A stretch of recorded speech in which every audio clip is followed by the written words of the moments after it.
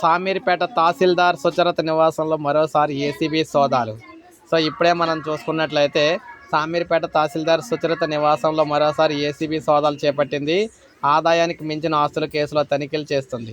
ఆమెకు భారీగా ఆస్తులున్నట్లు ఏసీబీ అధికారులు గుర్తించారు. గతంలో స్థానిక రైతులకు చెందిన 30 ఎకరాలను వ్యవసాయేతర భూమిగా మార్చేందుకు సుచరిత 30 లక్షలు డిమాండ్ చేశారు.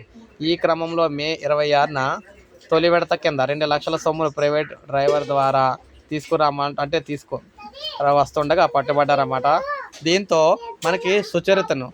దీంతో సుచరితను ఏసీబీ అధికారులు అరెస్ట్ చేసి రిమాండ్కి అయితే తరలించారన్నమాట. ఈ కేసులోనే మరోసారి ఏసీబీ సోదాలు అయితే కొనసాగుతూ ఉన్నాయి. ఎందుకంటే చాలా డబ్బులు అయితే ఉన్నాయని, ఇంకా డాక్యుమెంట్స్ అయితే భావిస్తున్నట్టుగా తెలుస్తుంది.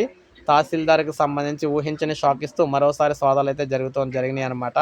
సో ఇది మనకు తాజా సమాచారం, ఇప్పుడే వచ్చింది అప్డేటు. లైక్ చేయండి, సబ్స్క్రైబ్ చేసుకోకపోతే మన ఛానల్ సబ్స్క్రైబ్ చేసుకొని ఫాలో అవుతుండండి.